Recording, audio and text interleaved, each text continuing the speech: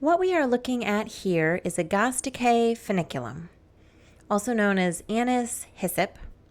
Not to be confused, though, it is neither an anise plant nor a hyssop plant, but it does smell like anise. The leaves do. Anyways, an established plant here can have over 90,000 flowers on each plant, which is amazing. So let's see what an Anise Hyssop looks like from seed all the way to an established plant. So this is not a year in an established plant, but from seed to established. A little bit of a nuance there. So first what we're looking at is what the seeds look like, since we're going to start with the seeds. So this is year one, early winter. For me, that would be December. And as you can see, I'm holding the seeds. Tiny little things. Technically, they're little like nuts. Nutlets, they call them, which is funny. So these are the Agastache foeniculum seeds. And what you do is you sprinkle those on the soil surface, which is what I did. And these, I cut milk jugs in half, put some soil in them, sprinkle the Anise Hyssop seeds on top. And then so now we're into January, somewhere around December, and I just put them outside because they need about 30 days of cold, moist weather to germinate. So I just let Mother Nature do that for me. So this is late winter now, which for me is February. And in this area, they're in full sun. And I'm just showing you, yes, it snows where I live. So they are getting their 30 days of cold, moist conditions. And then when we get to early spring, for me, that will be late March, you can start to see these little seedlings coming up. So these first little leaves that you're seeing are called cotyledons, which is kind of the embryonic leaf, kind of comes out of the seed, I guess. I don't know how better way to describe that. But anyways, so these little leaves that come up don't look a lot like the regular Anise Hyssop leaves. The cotyledons, the first little leaves you see, always look a little different on every plant, which you will notice here. So that is early spring. They're just starting to come up. And now we're in mid-spring, for me, mid-April. And you can see there they still are, and they don't look a lot different. And so one of these two containers has a lot more of them than the other one. And we will see how that plays out momentarily.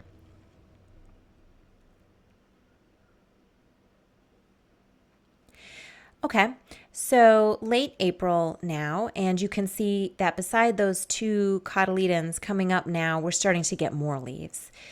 So they come up in pairs, and when you look really closely, you can start to see the edges look a little serrated, which is typical of the Anise Hyssop leaves. So you can start to see, oh, okay, our seedlings are looking more like the plant we're hoping to have. So we've jumped to late spring, early May now. And the container that had fewer seedlings coming up, those seedlings are doing better. And it's because they're a little more spread out. They have room in there. The ones that seem to come up first and be doing better, they're more densely packed, so they won't end up doing better. Late spring, mid-May, oh, now we're really popping. And so rule of thumb, when they get to be about 2 inches tall, seedlings, that's when you want to put them out in your yard. Just a general rule of thumb that I always hold in my head is like, okay, 2 inches tall, pop them out in your yard, they're ready to go. So early summer, mid-June, year one still, this location has full sun, which I've set on the screen, and you can see here they are, about 2 inches tall, a number of leaves now. I'm trying to count them for you, but you can count. And at the tiny bitty, the bottom of them, you can still sort of see those two cotyledons, those kind of circular leaves. And then everything else are the true leaves of our Anise Hyssop. And so they're about 2 or 3 inches tall, maybe.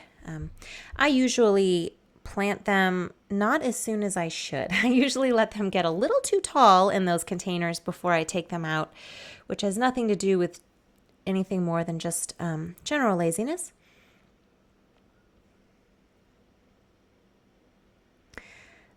Okay, so as we go through here and look at these different plants, you will see in the top left of your screen, I will say the sun, full sun or partial sun, because that does end up mattering.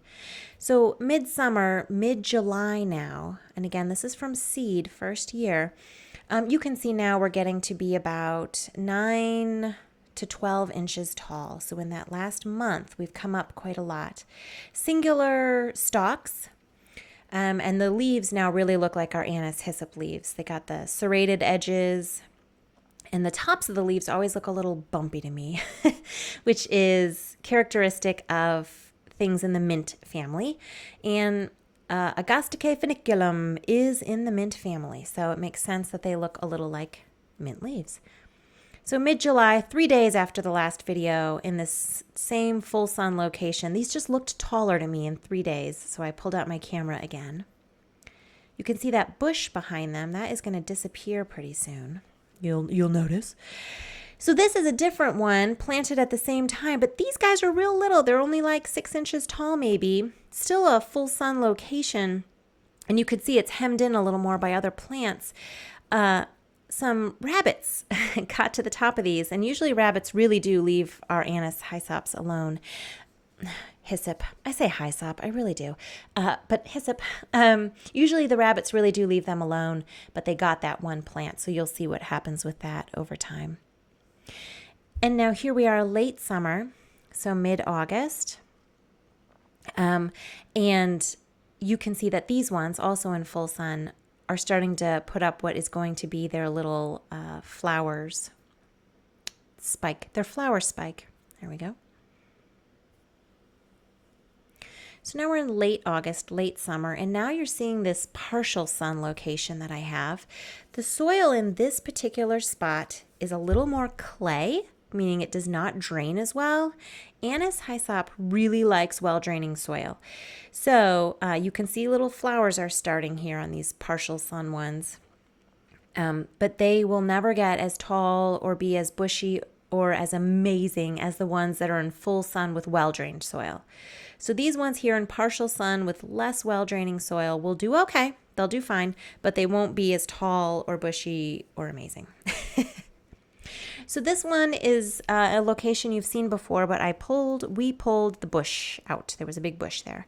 So now that the bush is gone, they are doing much better.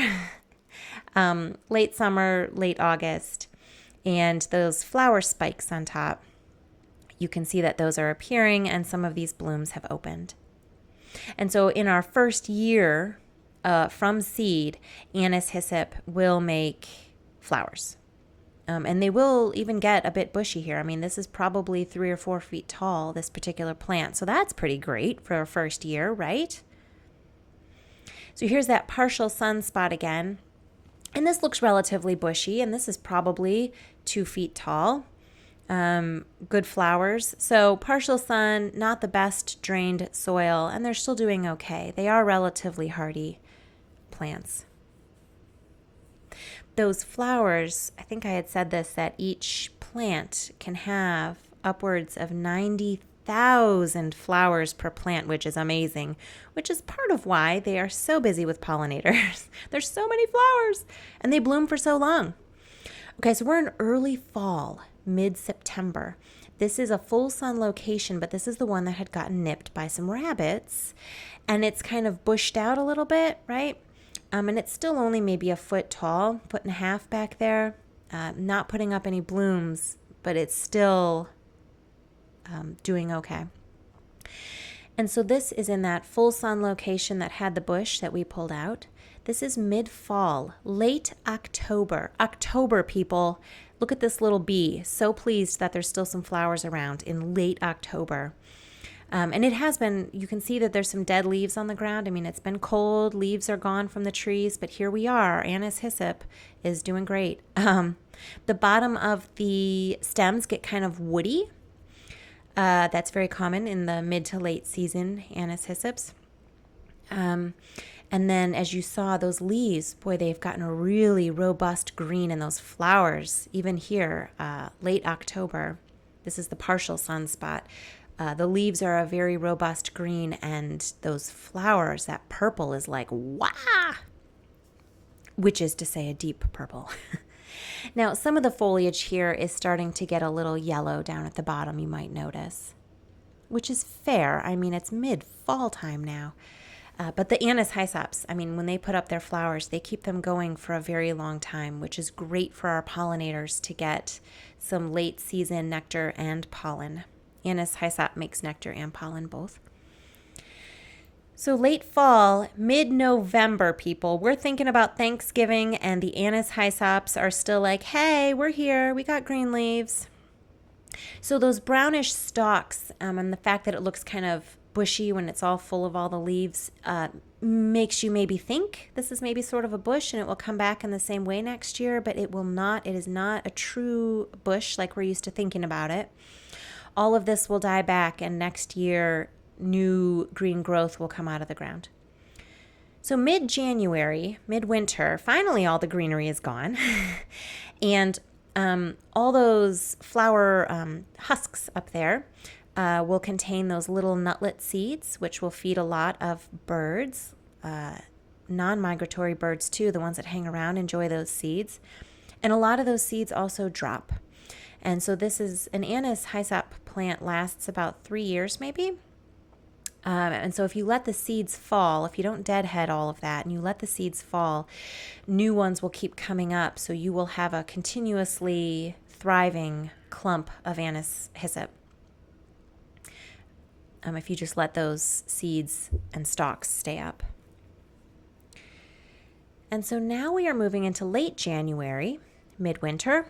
I am now calling this year 2, because you may recall about a year ago, we were looking at those seeds in those little milk containers. The heavy snow has knocked this over. I keep the seed husky things and the stalks, I keep all of that up.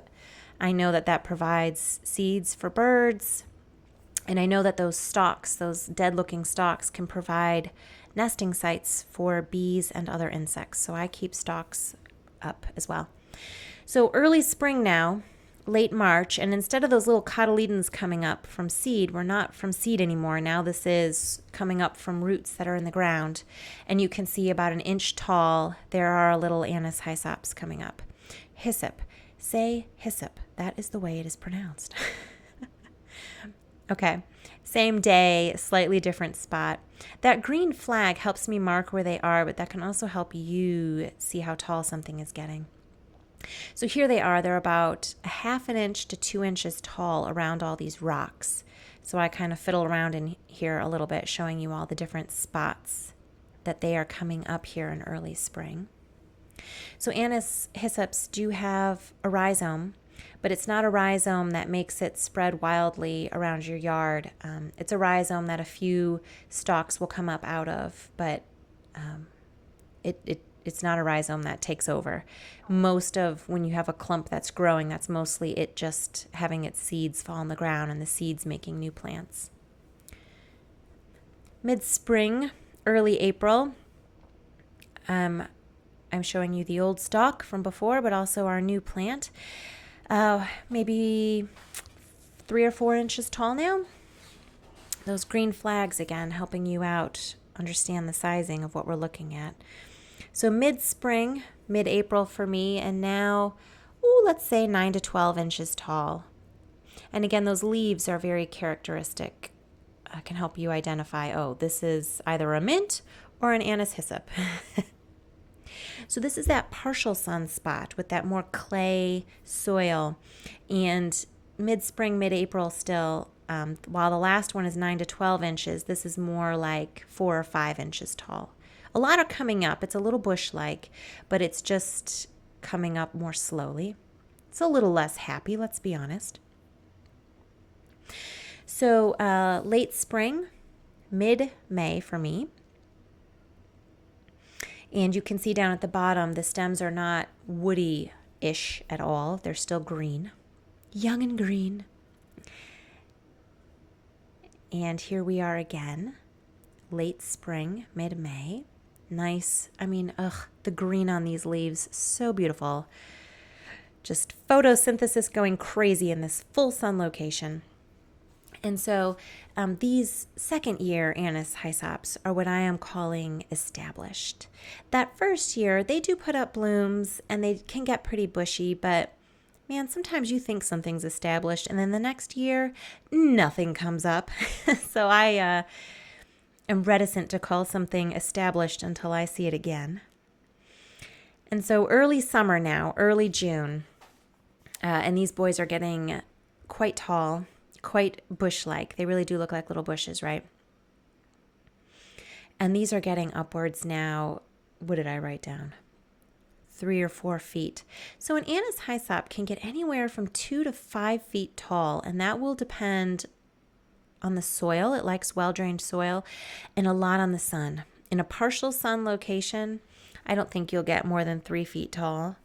But in full sun, oh baby. Oh baby.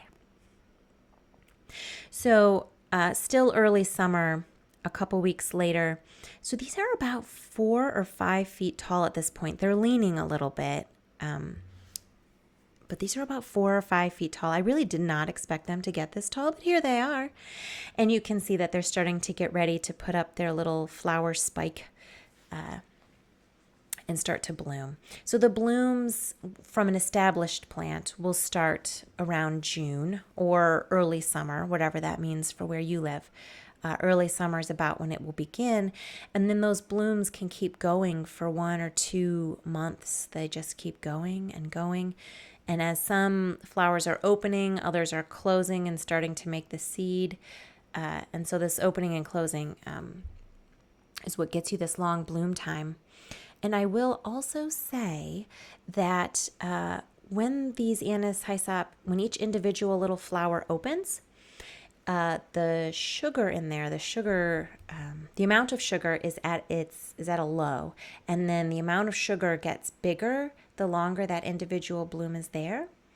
And so sometimes when they just start blooming, you won't get as many pollinators, and then after each individual little tiny flower has been bloomed for a little while, you get more pollinators, and that's because the sugar content goes up over time, which is cool.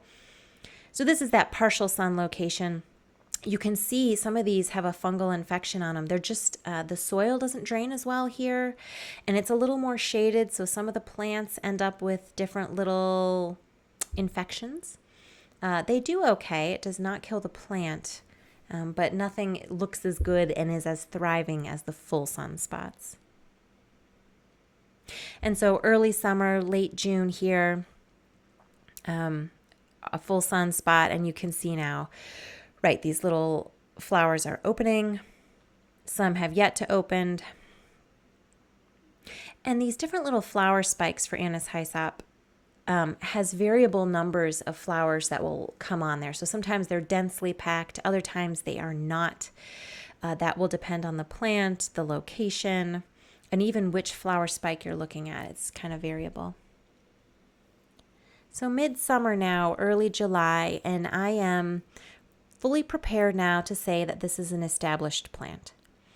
We have gone now from seed all the way through that first year, which we did get some flowers, which was lovely, and now into the second year, flowering again, looking very big and bush-like, happy little bumbles. I would say that we are at established plant territory. And so that is your Agastache foeniculum from seed all the way to established. And so this one here is the place that had that bush. And these also are about 5 feet tall. And we are midsummer, mid-July. And some of these from the rhizomes, some of these around this area where they're starting to get woody now in mid-July, those are probably all coming from the same rhizome, so it's technically probably all the same plant. But some of these other little ones around might be seeds from last year and are likely to be different Anise Hyssop plants. But they'll all keep coming up and keep me continuously having a little clump here, which is great. And so if you do want Anise Hyssop, but you're not sure you want something to be 5 feet tall, partial sun locations can keep them down to more like 2 feet. You do get slightly less blooms, though, as well, and they're a little less bushy. But So what I am showing you here is there was a very powerful storm that came through and it knocked over a lot of plants, including this 5-foot Anise Hyssop. And I was showing you that little metal thing. That was a political sign. After the election had ended, all these signs stay up, which I guess can be trouble for some cities, is paying their workers to, take down all these signs. It's all this litter. Ah! Well, anyways, I helped take down some of these signs, and I took the name of whoever the people were off of it. And there you just get this metal frame, and it actually works kind of nice to hold up plants that have fallen over. So there is some use to politics, people. Plant holder-uppers.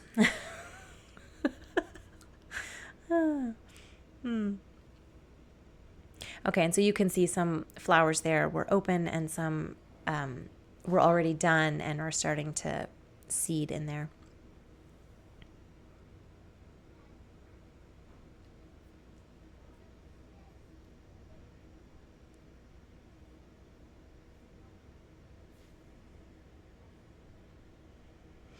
Okay, and this is that one that in the first year had been nipped by rabbits. But now you can see it's no different than the other one I have in a full sunspot. I mean, they're both 5 feet tall, a bazillion blooms, pollinators all over the place. I mean, there's the big ones that are like, oh, that's a bumblebee or that's a honeybee. I can see those. But there's so many tiny little bees too, little sweat bees and carpenter bees. If I am right, I think there's over 30,000 different bee species. So, oh, here's another political sign frame holding this guy up who also fell over in that same big storm. Anyways, Agastache foeniculum, from seed all the way to established plant. You can get blooming in the first year, but in the second year, it's quite a bigger show, yeah? Plant native, my lovelies.